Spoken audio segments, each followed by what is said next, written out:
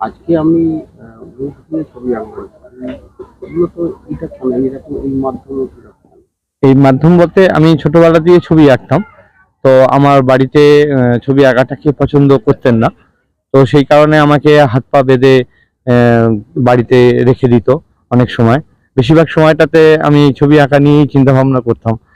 তো সেই কারণে আমাকে হাত দিয়ে পা দিয়ে বুঝিয়ে মানে বেঁধে রেখে দিত। তো তখনই বাড়িতে পেন পেন্সিল যা থাকতো সেটা মুখ দিয়ে দেওয়ালে খাতাতে ঘষে আমি ছবিটা আঁকতাম। কত বছর ধরে মুখ দিয়ে মুখ দিয়ে ছবিটা আঁকছে 5 বছর। আপনি শিল্পকর্ম কত বছর ধরে করছেন? 15 বছর শিল্পকর্মটা আমি। আজকে শ্রদ্ধাঞ্জলি দিলেন, কিভাবে কি সঙ্গে দিলেন? হ্যাঁ, অভিজিৎ বাবুর যেটা ছবিটা আঁকলাম সেটা উনি আমাদের মধ্যে থাকতে পারেন। তা না চলে হয়তো গেছেন উনি তারার দেশে, কিন্তু আমাদের মধ্যে বেঁচে থাকবেন এটা তার তার জন্য একটা বার্তা। তিনি শান্তিপ্রিয় মানুষ ছিলেন, খুবই ভালো মানুষ ছিলেন। সেটাকে তার যে মুখের এক্সপ্রেশনটা যেটা আছে, সুন্দর একটা সুন্দর মন, সুন্দর মানসিকতা। আমরা মানুষ হিসেবে এরকম একটা মানুষকে সবসময় কাছে পেতে চাই। এই যে স্মুথ যে মুখ, পোর্ট্রেট যে মুখ, এইটা আমার মেন বার্তামূলক একটা ছিল। মুখ দিয়ে ছবি আঁকাটা কি মূলত প্রতিবাদ? ছবি আঁকতে হ্যাঁ, মুখ দিয়ে ছবি আঁকাটা হচ্ছে প্রতিবাদ।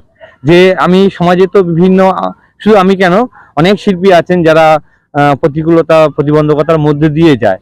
কিন্তু শিল্পীরা যদি মনে করেন যে আমি কোনো অংশে প্রতিকূলতা আমি বাধাবন্ধকতা মানবো না, সে ছবি আঁকতে পারে, সে কাজকর্ম করতে পারে। এটা প্রতিবাদ, সমাজের প্রতিও প্রতিবাদ যে শিল্পীকে আটকে রাখা যায় না, শিল্পকলাকে আটকে রাখা যায় না। শিল্পী যদি মনে করে সে যে কোনো অবস্থাতে কাজ করতে পারে। তুমি হাত বেঁধেছো, মুখ দিয়ে কাজ করবে। হাত পা বেঁধে দিয়েছো, সে মুখ দিয়ে কাজ করবে। তাকে অন্ধ করে দিয়েছো, অন্ধ সেও কাজ করতে পারবে অনুভূতির মাধ্যমে, কারণ শিল্প তো অনুভূতি। তো এটা তার মূল বার্তা বা প্রতিবাদ।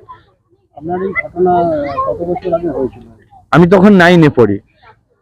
সেই সময় আমার স্টার 9-এর সময়ে, ক্লাস 9-এ পড়ি, সেই সময় থেকে এই অত্যাচারগুলো বা এই অপমানটনগুলো শুরু হয়ে গিয়েছিল। ছবি আঁকতে দেয়নি? হ্যাঁ, ছবি আঁকতে দেয়নি, যে ছবি আঁকাতে কিছু করা যায় না। আর সবচেয়ে বড় ব্যাপার যে আমি তো মুসলমান, আমাদের ইসলামে এই ছবি আঁকার ব্যাপারটা নিষিদ্ধ। তো সেই কারণে আমাকে বাড়ি থেকে তাড়িয়ে দেয়। তো বাড়িতে তাড়িয়ে দেওয়ার পরে আমি শ্মশানে গিয়ে থাকি। আমাদের 12 শ্মশান বলে একটা শ্মশান আছে দক্ষিণ চব্বিশ পরগনা। তো সেই শ্মশানে গিয়ে থাকি। তো সেই শ্মশানে আমি রাত্রি যাপন করি। সেই সময় ঠাকুর আমার স্বপ্নে আসেন। স্বপ্নে এসে বলে, বা তুমি চিন্তা করবে না, তোমার জন্য আমি আছি, তুমি কাজ করো। এবং সেটা এই যে আছে স্টেজ কম্পোজিশন যেটা করা, জোন ভাগ করা, এগুলো তানারই দেখানো। এই যে অ্যাবস্ট্রাক্ট আর্টটা যেটা করে, এটাও তানারই দেখানো। মানে স্বপ্নাদেশের মাধ্যমে আমি এটা পেয়েছি। আমি এইভাবেই কাজকর্ম করতে থাকি। এটা ঠাকুরের যে তাণ্ডব, যে লীলা, যে মঞ্চ, তানারই ভাষা, তানারই বক্তব্য। যে প্রেম ভালোবাসার জন্য যেমন তাণ্ডব হয়, তাহলে কাজকর্মের জন্য যদি কোনো মানুষ লক্ষ্য রেখে ওইভাবে তাণ্ডব লীলা যদি পারে, তাহলে তার উন্নতি হবে। শিব ঠাকুরের কথা বলছি। আমার বাড়ি কোথায়? আমার বাড়ি মগরাহাট। এখানেই থাকা?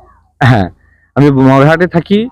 কারণ আমি বাইরে থাকতে চাইনি, বাইরে থাকতেও চাই না। আমি মগরাহাট থেকেই সর্ব জায়গায় মানে যেতে আসতে চাই, এরকম। এখন আপনি শেখাচ্ছেন?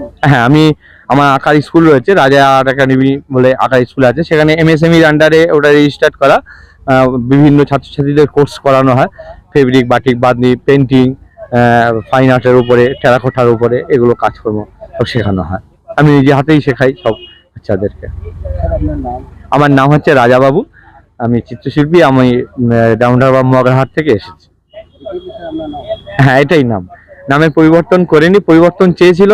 কারণ আমি ছোট থেকেই খুবই কষ্টে ছিলাম বলে অপমানিত, লাঞ্ছিত হয়েছিলাম। যখন আমার রাজার নাম, আমি শিল্পকলার মাধ্যমে রাজার মতন করে থাকতে চাই, তাহলে এই নামটাও আমার নিজের জন্য নিজের অনুপ্রাণিত করে, যে রাজা মানে রাজা বানালে থাকবে।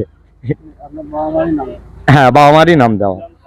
আমি ছোটবেলা থেকে একটু সুখচরা ছিলাম, সেই কারণেই ওরা কটাক্ষ করে, ও রাজার ছেলে, রাজা, রাজা থাকবে, ও রাজার নাম রাখো, এইভাবেই নামটা হয়ে গিয়েছিল। আর নাম চেঞ্জ হয়নি, করানো হয়নি। ধন্যবাদ। Thank you sir.